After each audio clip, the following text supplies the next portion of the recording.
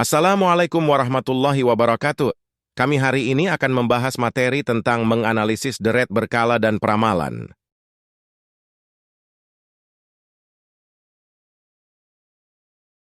Kami dari kelompok 4, dan perkenalkan nama saya Mikael Thompson dan rekan saya Gerard Miftah.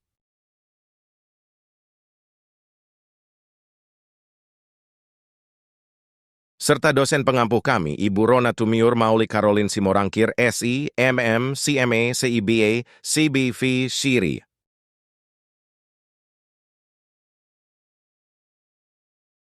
Analisis deret berkala.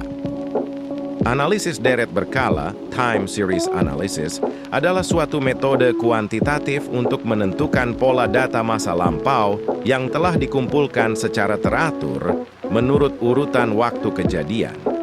Pola masa lalu ini dapat digunakan sebagai dasar pertimbangan untuk forecasting di masa yang akan datang. Analisis deret berkala telah digunakan dalam beberapa dekade untuk bidang ekonomi, digital signal processing DSP, seperti halnya perakiraan beban listrik. Deret berkala memiliki 4 komponen, yaitu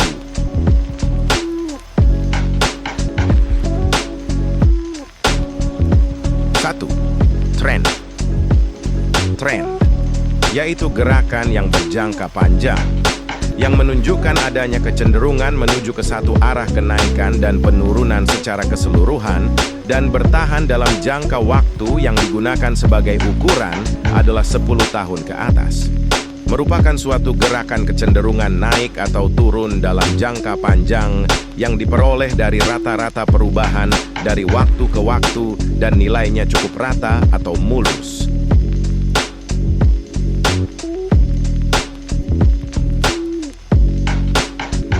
Tren memiliki 2 bentuk, yaitu tren positif atau tren meningkat. Tren positif mempunyai kecenderungan nilai ramalan, YXY, meningkat dengan meningkatnya waktu, X.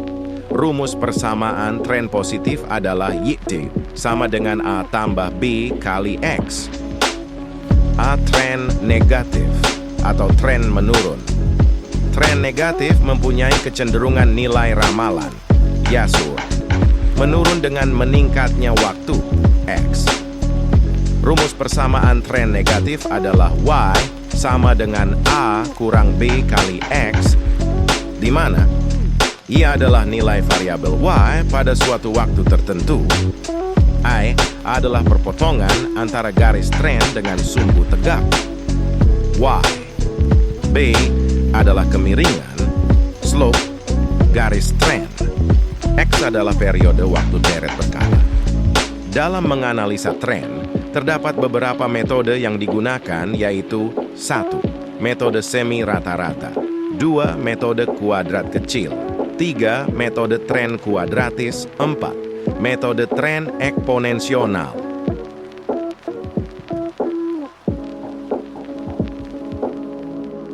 2. Variasi musim. Variasi musim, yaitu ayunan sekitar tren yang bersifat musiman serta kurang lebih teratur. Variasi musiman juga merupakan fluktuasi periodik, tetapi periode waktunya sangat singkat, yaitu 1 tahun atau kurang.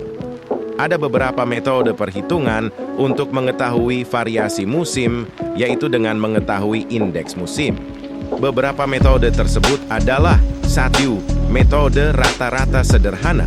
Metode rata-rata sederhana mengasumsikan bahwa pengaruh tren dan siklus yang tidak beraturan tidak besar dan dapat dianggap tidak ada. Indeks musim hanya berdasarkan pada data aktual dan nilai rata-ratanya saja.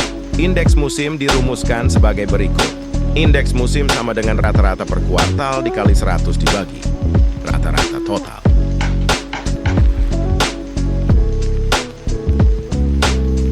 2.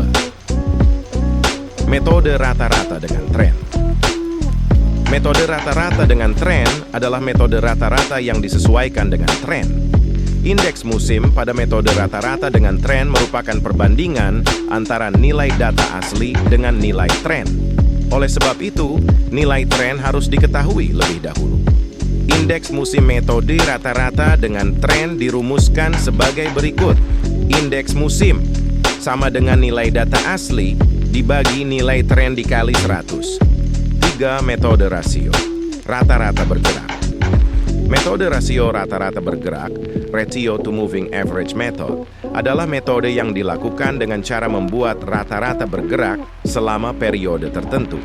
Untuk membuat rata-rata, tidak ada ketentuan berapa periode. N.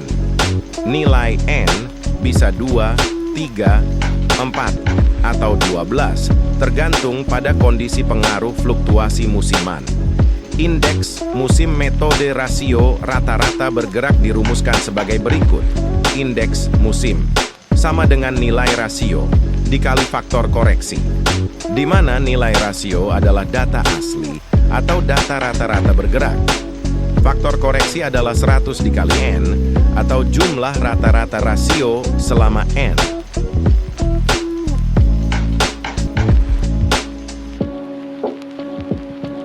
3. Variasi siklus. Variasi siklus yaitu ayunan tren yang berjangka lebih panjang dan agak lebih teratur. Variasi siklikal adalah fluktuasi pada time series yang berulang sepanjang waktu dengan periode lebih dari 1 tahun antara satu puncak ke puncak berikutnya. Siklus bisnis adalah sebuah contoh dari fluktuasi jenis ini. Kadang-kadang siklus dapat terjadi dalam ribuan tahun, misalnya temperatur global merupakan siklus 100.000 tahunan.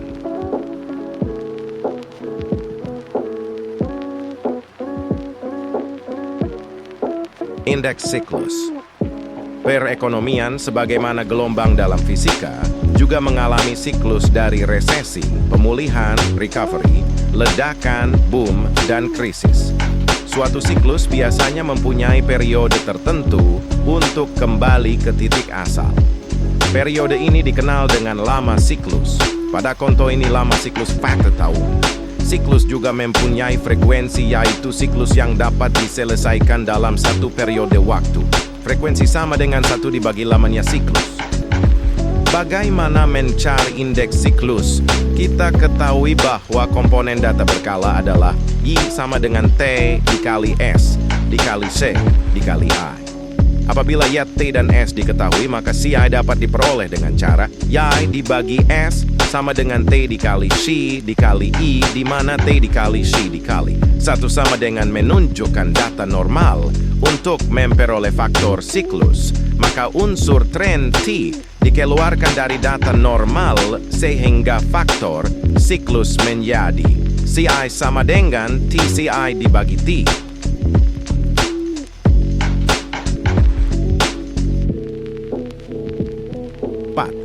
Variasi tidak tetap. Variasi yang tidak tetap, irregular, yaitu gerakan yang tidak teratur sama sekali. Gerakan atau variasi dari data deret berkala juga terdiri dari 4 komponen, yaitu A. Gerakan variasi tren jangka panjang atau long-term movements or secular trend, yaitu suatu gerakan yang menunjukkan arah perkembangan secara umum, kecenderungan menaik atau menurun, dan bertahan dalam jangka waktu yang digunakan sebagai ukuran adalah 10 tahun ke atas. B. Gerakan variasi siklis atau cyclical movements or variation adalah gerakan variasi jangka panjang di sekitar garis tren. C. Gerakan variasi musim atau seasonal movements or variation adalah gerakan yang berayun naik dan turun secara periodik di sekitar garis tren dan memiliki waktu gerak yang kurang dari 1 tahun.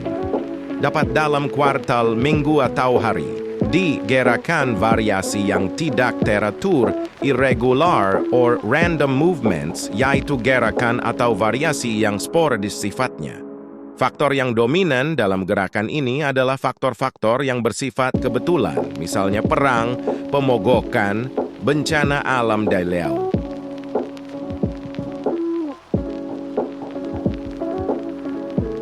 5. Peramalan. Peramalan, forecasting, adalah seni dan ilmu untuk memperkirakan kejadian di masa yang akan datang. Hal ini dapat dilakukan dengan melibatkan pengambilan data historis dan memproyeksikan ke masa mendatang dengan suatu bentuk model matematis, kuantitatif, atau bisa juga merupakan prediksi intuisi yang bersifat subjektif, kualitatif. Peramalan. Kualitatif input yang dibutuhkan tergantung pada pemikiran intuitif, pertimbangan, dan pengetahuan yang telah didapat. Metode ini dibagi menjadi dua, yaitu 1. Metode eksploratoris.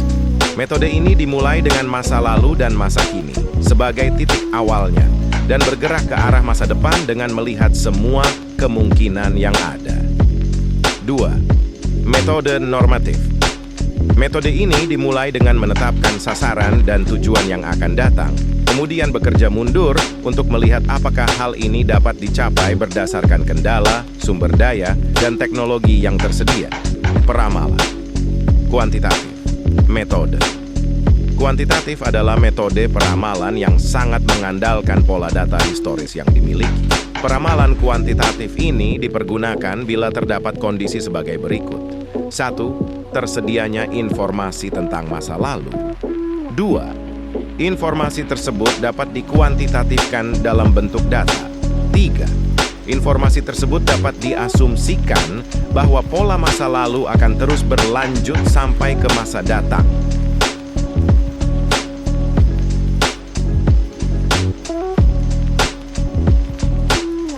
Pembahasan kasus berikut adalah jumlah penjualan sepeda motor domestik selama tahun 2012.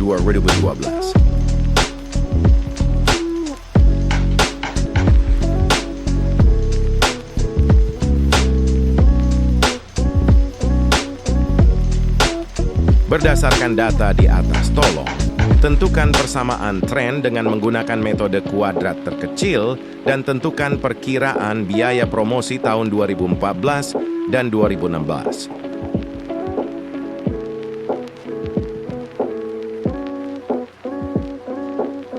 Penyelesaian. Hasil dari data di tabel berikut Y adalah jumlah penjualan domestik sepeda motor X adalah nilai periode tahun X pangkat 2 adalah nilai X yang dipangkatkan 2X adalah nilai hasil perkalian Y dan X YQ adalah nilai dari rata-rata X ditambah rata-rata X dikali X. A. Persamaan tren dengan metode kuadrat terkecil. Koefisien A sama dengan 60,13 dibagi 13 sama dengan 4,63. Koefisien B sama dengan 103,11 dibagi 100, 82 sama dengan 0,57. Jadi, persamaan penjualan A sama dengan 4,63 ditambah 0,57 dikali XB.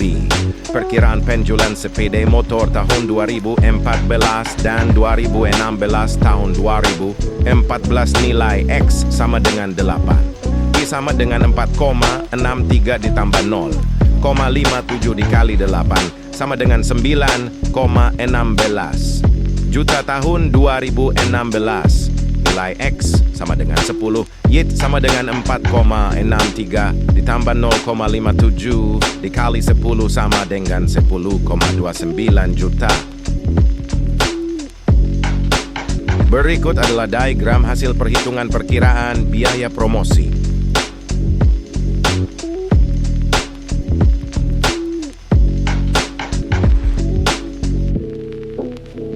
Demikianlah beberapa hal yang bisa kami sampaikan.